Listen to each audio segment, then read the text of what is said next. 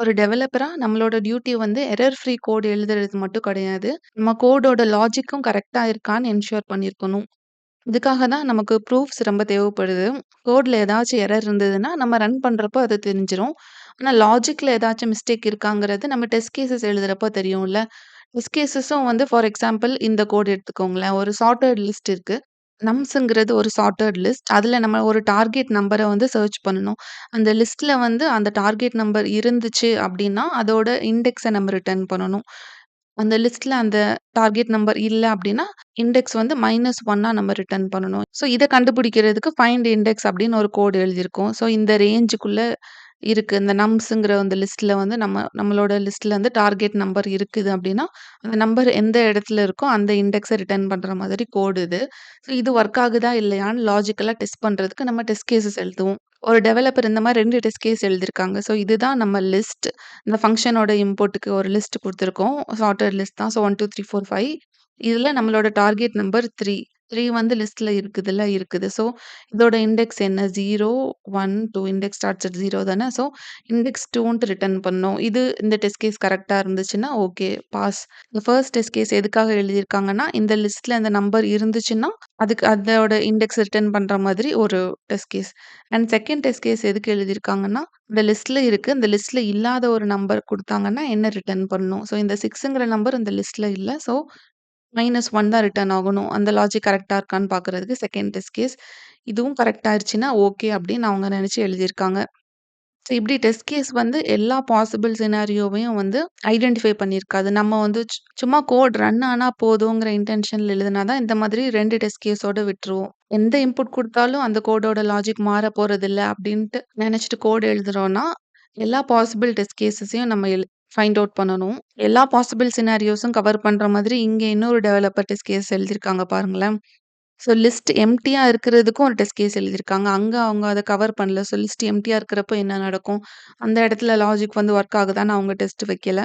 லிஸ்ட்ல ஒரே ஒரு எலிமெண்ட் மட்டும் இருந்தா எப்படி நடக்கணும்? இந்த இன்புட் வந்தா கரெக்ட்டா, எரரா, ஃபெயிலா இது செக் பண்றதுக்கு. ஸோ லிஸ்ட்ல இருக்கிற நம்பர்ஸோட கம்மியா ஒரு நம்பர். இது சார்ட்டட் லிஸ்ட் தானே. ஸோ இதுல 0 வந்து அந்த 1 விட கம்மியான நம்பர். இது வந்து இருந்துச்சுன்னா, பிலோ த மினிமம் வேல்யூனா என்ன அவுட்புட் வரணும்? அண்ட் இந்த சார்ட்டட் லிஸ்ட்ல இருக்கிற வேல்யூஸ விட அதிகமா, இதோட மேக்ஸ விட அதிகமான நம்பர் ஒரு டார்கெட் நம்பரா இருந்தா, அதுக்கு என்ன அவுட்புட் வரணும்? அண்ட் சார்ட்டட் லிஸ்ட்ல கரெக்ட்டா மிட் பாயிண்ட் நம்பர் தான் டார்கெட்டா இருக்குன்னா, அப்போ என்ன அவுட்புட் வரணும்? லைக் மல்டிபிள் சினாரியோஸ் கன்சிடர் பண்ணி டெஸ்ட் கேஸ் எழுதியிருக்காங்க. ஸோ இப்போ நம்ம வந்து கொஞ்சம் கேரண்டி அஸ்யூம் பண்ண முடியும். இந்த கோடு வந்து எல்லா சினாரியோக்கும் வொர்க் அவுட் ஆகும் அப்டின்ட்டு. ஆனா ரியல் டைம்ல நம்ம கோடு எழுதுறப்போ லைக் ஒரு பேங்கிங் செக்டார்க்கோ, இல்ல என்கிரிப்ஷன்க்கோ, பேமெண்ட் சிஸ்டம்க்கோ கோட் எழுதுறோம்னா, இந்த மாதிரி ஒவ்வொரு டெஸ்ட் கேஸும் ஒர்க் ஆகுதான்னு நம்ம எழுதுறது வந்து கொஞ்சம் டைம் கன்சியூமிங் அண்ட் டிஃபிகல்ட்டா இருக்கும். நாசா வந்து இந்த மாதிரி ஒவ்வொரு சினாரியோக்கும் உட்காந்து டெஸ்ட் கேஸ் எழுதிட்டு இருக்க மாட்டாங்க. அவங்க வந்து ஃபார்மல் ப்ரூஃப் யூஸ் பண்ணுவாங்க. இந்த ராக்கெட் கோடு வந்து ஃபெயில் ஆகாம இருக்கிறதுக்கு ஒரு ப்ரூஃப் லைக் பிளாக் செயின்ல கூட இருக்குல்ல. அந்த கன்சென்சஸ்லாம் ரீச் பண்றதுக்கு அவங்க ஒரு காம்ப்ளக்ஸான மேத்தமேட்டிக்கல் ப்ராப்ளம் சால்வ் பண்ணியிருக்கணும். யாரு வந்து அத ஃபர்ஸ்ட்டு சால்வ் பண்றாங்களோ, அந்த மைனர் தான் நெக்ஸ்ட் பிளாக்க கமிட் பண்றதுக்கு அவங்களுக்கு கேரண்டி இருக்கும். டபுள் ஸ்பெண்டிங் பிரிவென்ட் பண்றதுக்கு. இந்த செக்ஸுக்குலாம் வந்து அவங்க ப்ரூஃப தான் டிபெண்ட் ஆயிருப்பாங்க. ஸோ அந்த ப்ரூஃப நம்ம எப்படி எழுதுறது? நம்மளோட இன்ஃபரன்ஸ் லாஜிக்ல இந்த மாரி ப்ரூஃப்ஸ் என்னலாம் இருக்கு அப்படின்னு இந்த வீடியோல கொஞ்சம் பார்க்கலாம். ஒரு ப்ரூஃப்ங்கிறது ஒரு லாஜிக்கல் ஆர்குமென்ட் மாதிரி. நம்ம ஒரு ஸ்டேட்மெண்ட் எழுதியிருக்கோம். அது ட்ரூ தானா எல்லா பாசிபிள் இன்புட்‌டுக்கும் ட்ரூ தான் அப்படின்னு நம்ம வெரிஃபை பண்ணி காட்டணும். டெஸ்டிங் அப்படிங்கிறது ஸ்பெசிஃபிக்கா இந்த டெஸ்ட் கேஸஸ்க்கு வந்து இந்த கோட் ஒர்க் ஆகுது. இப்ப என் சிஸ்டம்ல இந்த கோட் ஒர்க் ஆகுது. அப்படின்ட்டு சும்மா ஸ்பெசிஃபிக் சிட்யூவேஷன்ஸ்க்கு மட்டும் செக் பண்றது டெஸ்டிங். ப்ரூஃப்னா யுனிவர்சலா எந்த இன்புட் குடுத்தாலும் வந்து எல்லா நேச்சுரல் நம்பர்ஸ்க்கும் இது ஒர்க் அவுட் ஆகும்.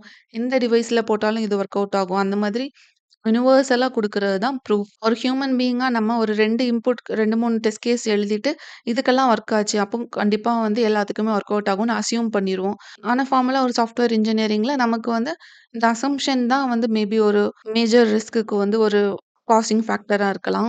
ஸோ நம்ம கோட் எழுதுறப்போ என் கோட் வந்து ஒர்க் ஆச்சு. இதுல இந்த சிட்யூவேஷன்லலாம் கரெக்ட்டா தான் இருக்கும் அப்டின்ட்டு அஸ்யூம் பண்ணாம, எந்த சிட்யூவேஷன்லயும் அது ஃபெயில் ஆகாது அப்டின்னு கேரண்டி இருக்கிற மாதிரி நெனச்சுட்டு நம்ம கோட் எழுதணும். அப்டி கேரண்டி குடுக்குற அளவுக்கு நம்ம ஸ்ட்ரக்சர்டா அழகா கோட் எழுதியிருக்கணும். ஒரு ப்ரூஃப் எப்டி எழுதுறதுன்னா, ஃபர்ஸ்ட்டு வந்து ஐடென்டிஃபை த பிரெமிசஸ் நமக்கு வந்து சில இன்புட்ஸ் இருக்கும்.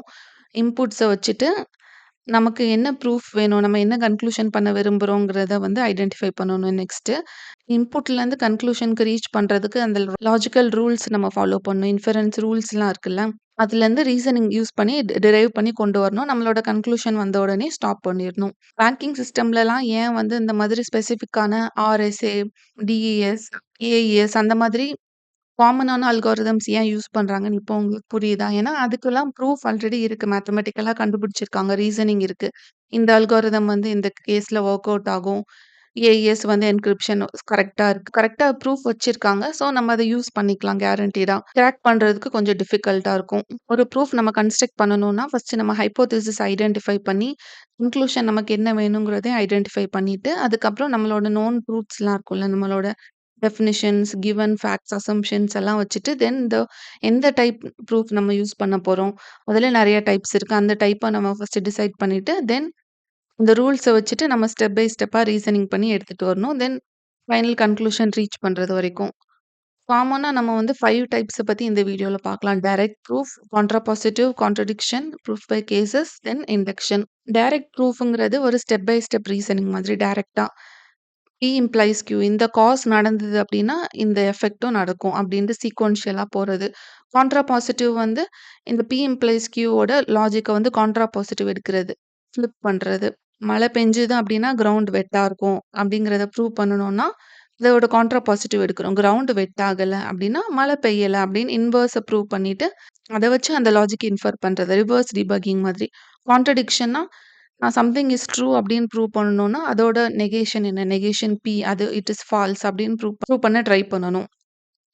அது ஃபால்ஸா இருந்துச்சு அப்படின்னா, ஓகே P இஸ் ட்ரூ. அது கரெக்ட் தான். நெகேஷன் P வந்து ட்ரூ இல்ல நெகேஷன் P ஃபால்ஸா வருது. So, obviously P is true அப்படின்னு இன்வெர்ஸ் லாஜிக் போடுறது. ப்ரூஃப் பை கேஸஸ்னா splitting by conditions. If else நம்ம கண்டிஷன் எழுதுறோம்னா, இஃப் சினாரியோக்குள்ள கோட வந்து ஃபர்ஸ்ட் டெஸ்ட் பண்றது. தென் எல்ஸ் லாஜிக்குள்ள தனியா அந்த கேஸ்க்கு தனியா ஒரு டெஸ்டிங் பண்றது. தென் அத வச்சுட்டு இன்ஃபர் பண்றது. தென் இண்டக்ஷன்ங்கிறது ரிகர்சிவ் மாதிரி. ஃபர்ஸ்ட்டு பேஸ் கேஸ் நம்ம எடுத்துக்குவோம். பேஸ் கேஸ்க்கு வந்து இந்த ப்ரூஃப் வந்து கரெக்ட் லாஜிக்கா ஹோல்ட் ஆகுதான்னு நம்ம டெஸ்ட் பண்ணுவோம். So base case n = 1 something base கேஸ்க்கு ஹோல்ட் ஆச்சுன்னா, அதுகிட்ட நியரஸ்ட்டா இருக்கிற நம்பர் k அப்படின்னு இந்த நம்பர் வரைக்கும் இந்த கன்க்ளூஷன் கரெக்ட்டா இருக்கும் அப்படின்னு நம்ம இன்ஃபர் பண்றோம். ஸோ அத வச்சுட்டு யுனிவர்சலா இது எல்லா நம்பருக்கும் வந்து ஹோல்ட் ஆகும் அப்படின்ட்டு ரிகர்சிவா நம்ம ப்ரூவ் பண்றது. அதான் இண்டக்ஷன்.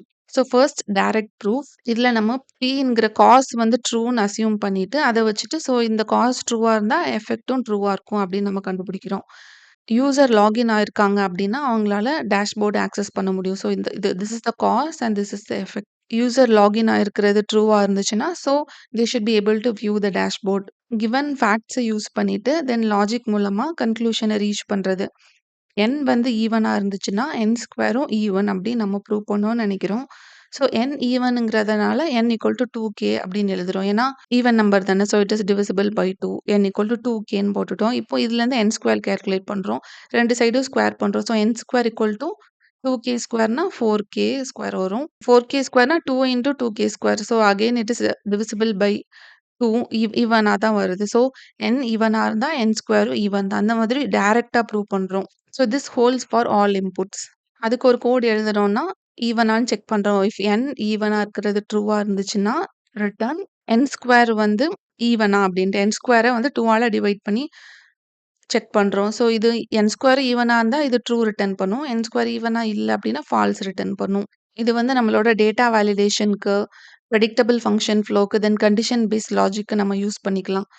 API வந்து 200ங்கிற கோட ரிட்டர்ன் பண்ணுச்சுன்னா, அது குடுத்த ரெஸ்பான்ஸ் வந்து வேலிடான ரெஸ்பான்ஸ் அப்படின்னு நம்ம டைரக்ட்டா ப்ரூவ் பண்றது. Then second proof type, proof by contrapositive. இது வந்து நம்ம என்ன ப்ரூவ் பண்ணணுமோ அதோட இன்வெர்ஸ் மாதிரி. காஸ் இம்ப்ளைஸ் எஃபெக்ட் பதிலா எஃபெக்ட் நடக்கல அப்படின்னா என்ன அர்த்தம்? காஸும் வந்து நடந்திருக்காது அப்படின்ட்டு கான்ட்ராபாசிட்டிவ் ப்ரூவ் பண்றது. டேஷ்போர்ட ஒருத்தரால ஆக்சஸ் பண்ண முடியல அப்படின்னா என்ன அர்த்தம்? அவங்களோட லாகின்ல வந்து ஃபெயில் ஆயிருக்காங்க அப்படி இன்ஃபர் பண்றது. If not user can access dashboard, then user is not locked in. மேத்தமெட்டிக்கலா பார்த்தா if number is divisible by 4 அப்படின்னா இட் இஸ் ஈவன் அப்படின்னு நம்ம இன்ஃபர் பண்றோம். அதோட கான்ட்ராபாசிட்டிவ் என்ன? If the number is not even அப்படின்னா it is not divisible by 4. அதுக்கு நம்ம ப்ரூஃப் ஜெனரேட் பண்ண ட்ரை பண்ணுவோம். இத நம்ம எரர் ஹேண்ட்லிங், பேக் ட்ராக்கிங்க்குலாம் நம்ம யூஸ் பண்ணிக்கலாம். காஸ் எஃபெக்ட் ரிலேஷன வந்து ரிவர்ஸ் பண்ணி நம்ம ஒரு ப்ரூஃப் டிரைவ் பண்றோம். தென் 3 ப்ரூஃப் பை கான்ட்ரடிக்ஷன். இதுல என்ன பண்றோம் அப்டின்னா, ஒரு ஸ்டேட்மெண்ட் நம்ம வந்து கரெக்ட், ட்ரூ அப்படின்னு ப்ரூவ் பண்ணணும்னா, அதோட இன்வெர்ஸ் எடுத்துட்டு, அது ஃபால்ஸ் அப்டின்ட்டு நம்ம சொல்ல ட்ரை பண்றோம். அங்க ஒரு ப்ராப்ளம் வந்துச்சு. அது ஹோல்ட் ஆகல அப்டின்னா, ஸோ இந்த ஸ்டேட்மெண்ட் வந்து ட்ரூ தான். ஹியர் பை ஐ ப்ரூவ் அப்டின்ட்டு இன்வெர்ஸ் லாஜிக் போடுறோம். P இஸ் ட்ரூ அப்டின்னு இன்ஃபர் பண்றதுக்கு பதிலா, நெகேஷன் P இஸ் ட்ரூ அப்டின்னு கண்டுபிடிச்சு பார்க்குறோம். அதுல கான்ட்ரடிக்ஷன் வந்துச்சுன்னா, ஸோ நம்ம கன்க்ளூட் பண்றோம் P is true. Assume the statement negation P is true, drive a contradiction, then conclude P must be true. நம்ம கோட்ல பக் இல்ல அப்டின்ட்டு நம்ம இன்ஃபர் பண்றதுக்கு பதிலா, கோட்ல பக் இருக்கு அப்படின்னு பார்த்துட்டு, நம்ம அஸ்யூம் பண்ணிட்டு, ப்ரோகிராம் பிஹேவியர வந்து செக் பண்றோம். பிஹேவியர்ல எதுவும் மால்ஃபங்ஷனிங் இல்ல அப்படின்னா, அதுக்கு ஒரு கான்ட்ரடிக்ஷன் தானே. ஸோ, நம்ம பக் இருக்குன்னு அஸ்யூம் பண்ணது ஃபால்ஸ். ஸோ, பக் இல்ல அப்படின்னு ஃபைனலா இன்ஃபர் பண்றோம். ஸோ, இந்த கோட்ல எரர் இல்லன்னு ப்ரூவ் பண்றதுக்காக கான்ட்ரடிக்ஷன் ரூல் படி பக் இருக்கு, true, bug assume bug equal to ட்ரூன்னு குடுத்துட்டோம். So, if the session is active, bug இருந்துச்சுன்னா செஷன் ஆக்டிவா இருந்திருக்கக்கூடாது. லாகின்ல ப்ராப்ளம் வந்திருக்கணும். செஷன் ஆக்டிவா இருக்குது அப்படின்னா, அப்போ பக் இருந்திருந்தா செஷன் ஆக்டிவா இருக்காதுல்ல. So, it is false. Assume bug equal to false. அது ஒரு கான்ட்ரடிக்ஷன். ஸோ, இந்த கோட் வந்து எரர் ஃப்ரீ. செஷன் யூசரால லாகின் பண்ண முடியுது. செஷன் ஆக்டிவா தான் இருக்குன்னு இன்ஃபர் பண்றோம். மேத்தமேட்டிக்கலா பார்த்தா ரூட் 2 இஸ் இர்ரேஷனல்ன்னு ப்ரூவ் பண்றதுக்கு பதிலா கான்ட்ரடிக்ஷன் வைஸா √2 வந்து ரேஷனல் நம்பர் தான் அப்டின்ட்டு நம்ம அஸ்யூம் பண்ணிக்கிறோம். ஸோ √2 வந்து ஒரு ரேஷனல் நம்பரா இருக்குது அப்டின்னு. ரேஷனல் நம்பர்னா என்ன? 1/2 அப்டின்ட்டு ஒரு ஸ்மாலஸ்ட் ஃபார்ம்ல இருக்கணும். சம்திங் இது லோயஸ்ட் டெர்ம்ஸ்ல இருக்கணும். இதுக்கு மேல டிவைட் பண்ண முடியாது. பேசிக்கா 3/5 அந்த மாதிரி இருக்கும். ஸோ √2 வந்து ரேஷனல் போட்டா √2 ஈக்குவல் டூ சம்திங் p/q அப்டின்னு நம்மளால எழுத முடியும். லோயஸ்ட் ஃபார்ம்ஸ்ல ரேஷனலா இப்படிதான் இருக்கும். 2 சைட்ஸ் ஸ்கொயர் பண்ணோம்னா 2 equal to p square by q square. So it is implies p square equal to 2q square. So p square equal to 2q square அப்படிங்கிறப்போ p square is even அப்படின்ட்டு நமக்கு கிடைக்குது. p square is evenனால என்ன அர்த்தம்? p is also even. So p evenங்கிறதுனால pக்கு பதிலா p equal to 2k அப்படின்னு நம்ம assume பண்றோம். ஏன்னா p is even தானே. So 2k square equal to 2 into q square. So 4k square equal to 2 into q square. So this implies q square equal to 2k square. அப்படின்னா என்ன அர்த்தம்? q ஸ்கொயரும் ஒரு even நம்பரா தான் வருது. So q is also even. pயும் ஈவனா இருக்கு. இந்த அப்வர்ட்ல இருக்கிற pயும் ஈவனா இருக்கு. இந்த qவும் ஈவனா இருக்கு அப்படின்னா என்ன அர்த்தம்? இது வந்து லோயஸ்ட் டெர்ம்ஸ்ல இல்ல. இது வந்து அப்போ ஒரு ரேஷனல் நம்பர் கிடையாது. p/qல pயும் டிவிசிபிள் பை 2 க்யூவும் டிவிசிபிள் பை 2 அப்படின்னு இருக்குதுன்னா, இது வந்து லோயஸ்ட் ஃபார்ம்ல இல்ல. It's not a rational number. Contradiction வந்ததுனால, ஸோ √2 இஸ் இர்ரேஷனல் அப்படின்னு ஃபைனலா கன்க்ளூட் பண்றோம். இத வந்து டீபக்கிங்ல டெஸ்ட் கேஸ் எழுதுறப்ப யூஸ் பண்ணிக்கலாம். டெஸ்ட் கேஸ் வந்து ஃபெயில் ஆச்சு அப்படின்னா, கான்ட்ரடிக்ஷன் வந்து பக் இருக்குன்ட்டு ரிவீல் பண்றது. தென் 4த் ப்ரூஃப் பை கேஸஸ். இது வந்து மல்டிபிள் பாசிபிலிட்டீஸ நம்ம டெஸ்ட் பண்ணிட்டு, ஒவ்வொரு பாசிபிலிட்டிலயும் வந்து ப்ரூஃப் வந்து ட்ரூவா ஹோல்ட் ஆகுதா அப்படின்னு நம்ம செக் பண்றோம். Break the problem into multiple cases and prove the statement for each case. So user roles மல்டிபிளா இருக்குன்னா, அட்மின் ரோல்லயும் இந்த பிரிவிலேஜ் ஹோல்ட் ஆகுதா? மாடரேட்டர் ரோலுக்கு வந்து கரெக்ட்டான இது ஹோல்ட் ஆகுதா? கெஸ்ட் ரோல்ல ஹோல்ட் ஆகுதா? அப்படின்னு மல்டிபிள் ரோல்ஸ்க்கு நம்ம தனித்தனியா செக் பண்றது. ஸோ யூசர் வந்து அட்மினா இருக்காங்க, இல்ல யூசர் மாடரேட்டரா இருக்காங்கன்னா, அவங்களுக்கு ஃபீச்சர் ஆக்சஸ் இருக்கு. ஸோ கேஸ் வைஸா பார்த்தோம்னா, கேஸ் 1 அட்மினால ஆக்சஸ் பண்ண முடியுது. மாடரேட்டரால ஆக்சஸ் பண்ண முடியுது. ஸோ தனித்தனியா என்ன கேஸஸ்லாம் வருதோ மல்டிபிள் ஆப்ஷன்ஸ ஸ்ப்ளிட் பண்ணிட்டு, ஒவ்வொன்னுக்கும் தனித்தனியா டீபக் பண்றது. இப்போ ஒரு நம்பருக்கு வந்து அப்சல்யூட் வேல்யூ கண்டுபிடிக்கணும்னு நெனச்சுக்கோங்க. சரி அப்சல்யூட் வேல்யூனா என்ன? இந்த மாதிரி மாடுலஸ்குள்ள போடுறது. ஸோ 5 ஓட அப்சல்யூட் வேல்யூ வந்து 5ஆ தான் இருக்கும். அப்சல்யூட் வேல்யூனா என்னன்னா, அந்த நம்பரோட மேக்னிட்யூட வந்து ரிட்டர்ன் பண்றது. ஒவ்வொரு நம்பருக்கும் சைன் இருக்கும் அண்ட் மேக்னிட்யூட் இருக்கும். ஸோ மாடுலஸ் யூஸ் பண்றப்போ நம்ம அந்த நம்பரோட மேக்னிட்யூட மட்டும் ரிட்டர்ன் பண்றோம். ஸோ இப்போ நம்பர் -5 இருந்திருக்குன்னா, இதோட மேக்னிட்யூட் 5, சைன் வந்து நெகட்டிவ் மைனஸ். ஸோ இதுக்கு மாடுலஸ் போடுறப்போ 5 தான் வரும். ஸோ இத மேத்தமேட்டிக்கலா ப்ரூவ் பண்ணோம்னா 2 ஆப்ஷனா பிரிக்கணும். இது ஒரு இந்த நம்பர் ஒரு பாசிட்டிவ் நம்பரா இருக்குது அப்டின்னா, absolute value of x equal to x அதே வேல்யூ தான் ரிட்டர்ன் ஆகும். மாடுலஸ் ஆஃப் 0 ஈக்குவல் டூ 0 தான். ஏன்னா 0 is neither positive nor negative. So x greater than or equal to 0 இருக்கிறது வரைக்கும் அதே வேல்யூ ரிட்டர்ன் ஆகும். அண்ட் மாடுலஸ் ஆஃப் நெகேஷன் 5 ஒரு நெகட்டிவ் நம்பரா இருந்துச்சுன்னா, அதுக்கு என்ன நடக்குது? அப்சல்யூட் வேல்யூ கால்குலேட் பண்றப்போ -5. ஸோ அது கூட ஒரு மைனஸ் ஆட் பண்ணிட்டு அந்த ரிசல்ட்ட குடுக்குது. So modulus of -5 equal to -5 so அந்த மைனஸ் வரும்.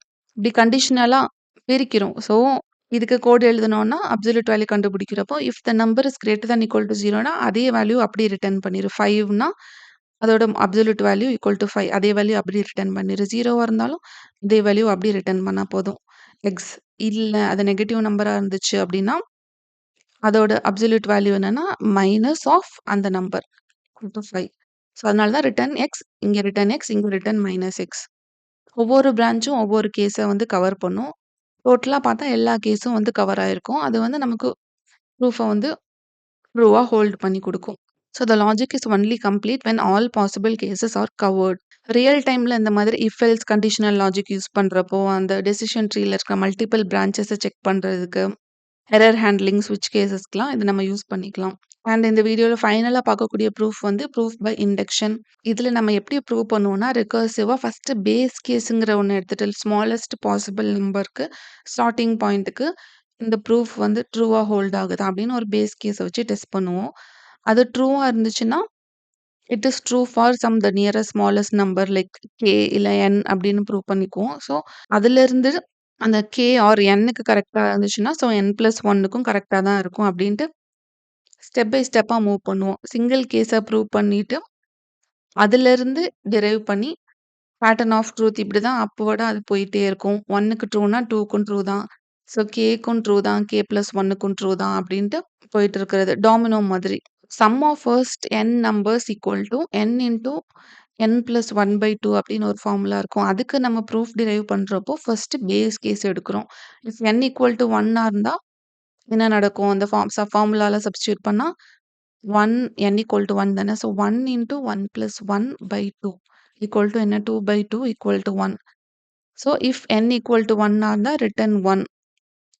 பேஸ் கேஸ் வந்து ஹோல்ட் ஆகுது. 1 தான் வருது. இந்த ஃபார்முலா சப்ஸ்டிட்யூட் பண்றப்போ. ஸோ இது ட்ரூ தான். ஸோ இங்க 1ன்ட்டு ஆன்ஸர் வருது. Sum of the first 1 number எவ்வளோ ஆன்ஸர் 1 தான். ஸோ அந்த ஆன்ஸர் இந்த ஃபார்முலா போட்டாலும் ஆன்ஸர் கரெக்ட்டா தான் வந்துச்சு. ஸோ பேஸ் கேஸ்க்கு அது கரெக்ட். ஸோ இட் ரிட்டர்ன் 1 அப்படி குடுத்தாச்சு. தென் அங்கருந்து nth கேஸ்க்கு நம்ம கோட் எழுதுறோம். So sum of the first n நம்பர்ஸ்க்கு வந்து return n plus sum of first n-1 numbers. ரிகர்ஷன்ல இப்படி தானே கோட் எழுதுவோம். மேத்தமேட்டிக்கலா ப்ரூவ் பண்றப்போ இந்த மாதிரி n வரை ஒர்க் ஆயிருக்கிறத வச்சுட்டு அதுலேருந்து so it holds for n+1 அப்படின்னு போடுவோம். பேஸ் கேஸ் வந்து ஹோல்ட் ஆயிருச்சு. It works for n. So sum of first n numbers is n into n+1/2. So sum of first n+1 நம்பர்ஸ்க்கு என்ன இருக்கும்? Sum of the first n numbers plus the n+1th number. இப்படி இந்த 2 நம்பரையும் add பண்ணி பார்ப்போம். இத ஆட் பண்றப்போ என்ன கிடைச்சிருக்கும்னா, நமக்கு n+1 இன்டூ n+2/2 இப்படி வரும். அத தான் நம்ம கோடா எழுதுறப்போ ரிகர்ஷன் யூஸ் பண்றதுனால, sum of first n numbers வந்து return n plus sum of first n-1 numbers அப்படி நம்ம எழுதிட்டோம். இதுதான் அந்த இண்டக்ஷன் ஸ்டெப். இங்க நம்ம கரெக்ட்னஸ் எப்படி ப்ரூவ் பண்றோம்னா, பேஸ் கேஸ் அண்ட் இண்டக்ஷன் ஸ்டெப்ப வச்சுட்டு யுனிவர்சலா எல்லா இடத்துக்கும் ஹோல்ட் ஆகும்ன்ட்டு நம்ம இன்ஃபர் பண்றோம். ஆனா எல்லா டெஸ்ட் கேஸையும் ஒன் பை ஒன்னா நம்ம வந்து ரன் பண்ணி பார்க்கல. ரியல் டைம்ல ரிகர்சிவ் ஃபங்ஷன்ஸ் எல்லாமே இந்த இண்டக்ஷன் லாஜிக்ல தான் ஒர்க் ஆகும். தென் டைனமிக் புரோகிராமிங்ல கூட இந்த லாஜிக் தான் நம்ம யூஸ் பண்ணுவோம்.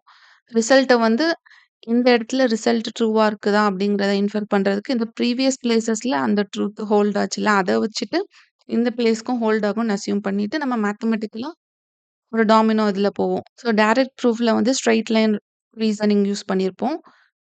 காஸ் கரெக்ட்டா இருந்துச்சுன்னா, எஃபெக்ட்டும் வந்து கரெக்ட்டா தான் இருக்கும்னு ப்ரூவ் பண்றது. கான்ட்ரா பாசிட்டிவ்ங்கிறது ரிவர்ஸ். எஃபெக்ட் வந்து ஹோல்ட் ஆகல. ஸோ காஸும் நடந்திருக்காது. அப்படி ப்ரூவ் பண்றது. கான்ட்ரடிக்ஷன்ங்கிறது நம்ம என்ன ப்ரூவ் பண்ணோமோ, அதோட நெகேஷன் வந்து ட்ரூன்னு அஸ்யூம் பண்ணுவோம். ஆனா அந்த நெகேஷன் வந்து ஃபால்ஸா தான் முடிஞ்சுது அப்படின்னா, ஸோ அந்த ஒரிஜினல் ஸ்டேட்மெண்ட் P வந்து ட்ரூ அப்படின்னு அஸ்யூம் பண்ணி ரிவர்ஸா செக் பண்றது. தென் ப்ரூஃப் பை கேஸஸ் வந்து என்னெல்லாம் பாசிபிள் கேஸஸ் இருக்கோ, அதெல்லாம் ஸ்ப்ளிட் பண்ணிட்டு ஒவ்வொரு கேஸ்க்கும் தனித்தனியா ப்ரூஃப் வச்சு டெஸ்ட் பண்றது. தென் ஃபைனலா இண்டக்ஷன் லாஜிக் வந்து பேஸ் கேஸ வந்து ஹோல்ட் ஆகுதான்னு செக் பண்ணிட்டு, தென் அதோட next smallest K or N next smallest கேஸ்க்கு அது ஹோல்ட் ஆகுதான்னு டெஸ்ட் பண்ணிட்டு, ஸோ அதுலேருந்து யுனிவர்சலா எல்லா இடத்துக்கும் ஹோல்ட் ஆகும் அப்படின்ட்டு நம்ம இன்ஃபர் பண்றோம். Which proof method assumes the negation of a statement to find a logical inconsistency?